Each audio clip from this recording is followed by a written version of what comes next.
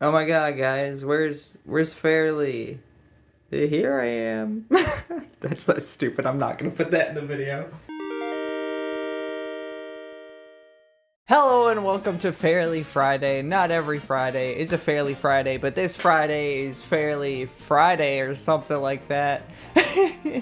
Video games are not extremely easy to make, and one thing that people underestimate when they first start making video games is just how long it takes, especially when you're making them all by yourself.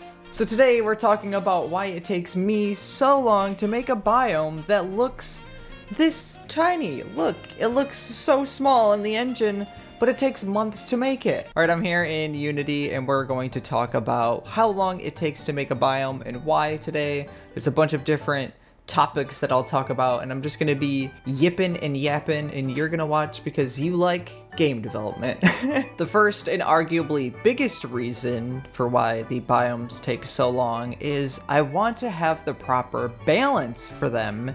And balance can be split up into 7 billion different little pieces that all come together to make one really good experience. So let's actually discuss what figuring out the correct balance for Gelli Fields is like. You don't want one particular piece of your game to be stronger or making the game easier compared to the other things. And in Gelli Fields, there's a lot of different activities you can do. So I can go over here, I can grab some seeds, I can plant them. So I can do a little bit of farming. I can go over here, I can click on this, and I can start doing this little mini game. But wouldn't it suck if this mini game was extremely powerful, like you could get tons of experience and tons of money and you would never need to farm? If one thing is way better than all of the other things, the player might not want to go do that thing, but their brain will be like, well, I might as well just do that. So they'll probably default over doing that. I really don't want that for this game. I want everything to feel very balanced. I want you to see a bug flying around in the sky over here and actually be like, oh, I'll grab that bug because it's some extra money. I don't want it to be like, well, that bug doesn't even give any money, so I'm not even gonna bother with it. You don't want stuff that's so bad that there's no point to even using it. And there's really small things in the game, like the natural shell, where basically what happens is he gets dirty, and you click on him and it gives you a little bit of experience. That actually was pretty terrible late game because it only gives 5 XP, and when you're a higher level, 5 does like nothing. So in order to balance it properly, I actually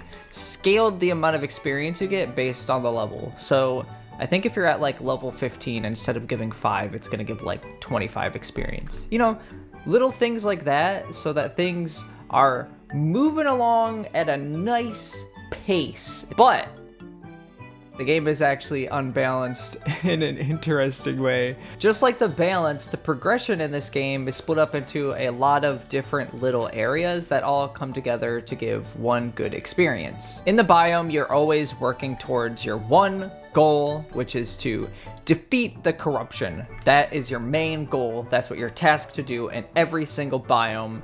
You're just there to get rid of the corruption.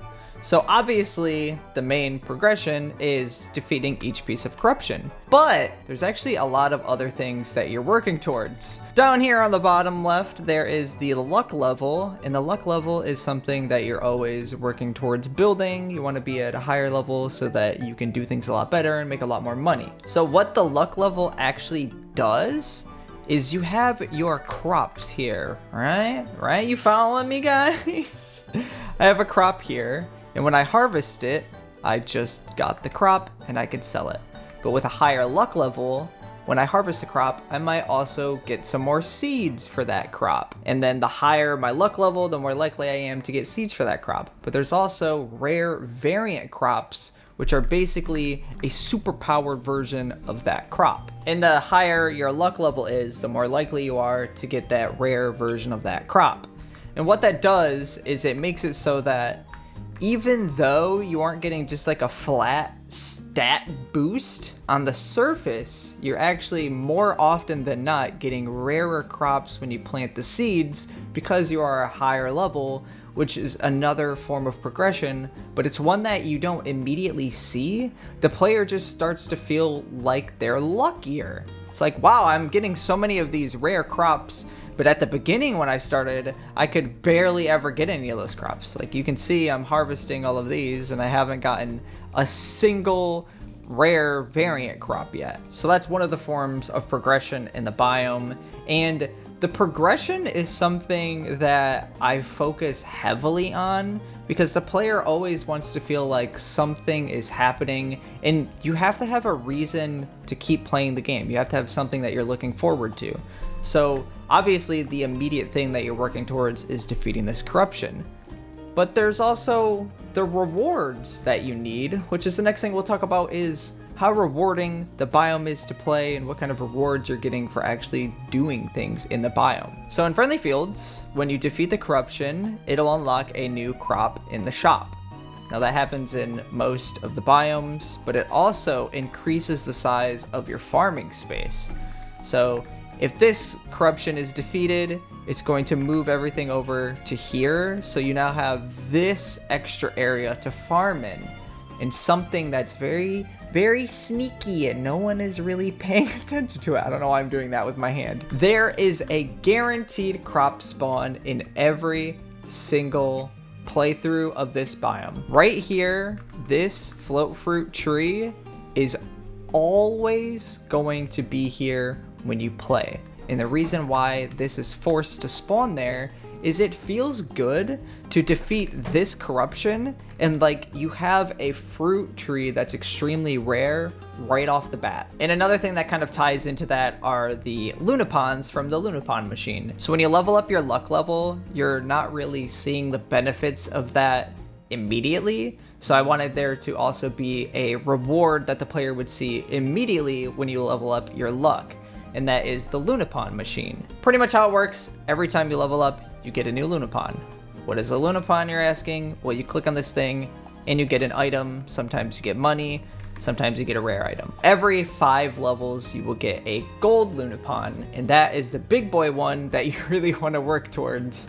And that has things like extra money, different crops, and also seeds for this float fruit tree, which is a very rare crop that you can only get in the shop, and the one that spawns just here. That kind of ties in with the next thing I want to talk about, and that's surprises. One of the main things that I wanted to accomplish with Gelli Fields is I wanted it to have a lot of different things that are based around my anxiety disorder and what helps it.